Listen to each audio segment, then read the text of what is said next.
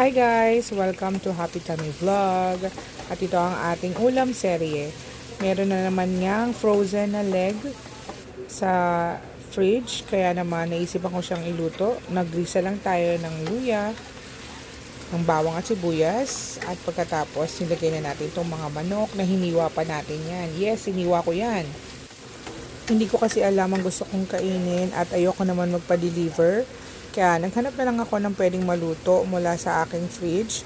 At ito nga ang napagdiskitahan ko. Nakakita kasi ako ng chicken at merong broccoli. Broccoli pala. Tapos yan, naglagay tayo ng paminta. Titimplahan na natin siya, no? Lagyan natin ng paminta, ng garlic powder. Kahit meron na akong kaninang garlic, gusto ko pa rin nag-add ako ng garlic powder. Tapos naglalagay din ako ng turmeric para magkaroon pa siya ng magandang kulay. At saka syempre healthy yun sa body. Tapos ay lagay tayo ng Himalayan salt. Tapos lalagay lang din natin siya ng konting water. Pero mamaya na yon, i-stir fry muna natin sila ng maigi para lumabas yung lasa ng manok. Hintayin lang natin siya ng ganyan. Pasensya na sa sounds kasi nanonood ng TV yung isa dito. Yan, di ba? Parang sarap niya na, no? Kasi nilagyan ko lang siya ng konting water para magluto yung chicken natin. Ayan. Tapos tatakpan mo lang siya ng ganyan. At habang nung kumukulo na siya, nilagay ko na yung broccoli. Ito yun naman kasi nasa freezer lang dito. So mga cooked broccoli na rin to eh.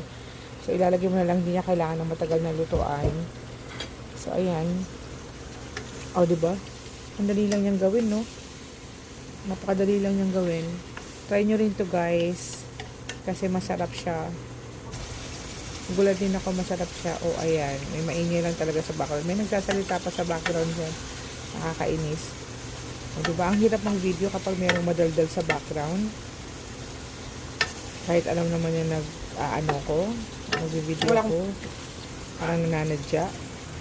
Diba? Oh, wag ka rin nagvo-voice over din ako. Wag ka rin maingay. Wag ka nang kakainis na naman, nakakainis. Nang-istorbo habang nag-ano ko, voice over pa ako. Ayan.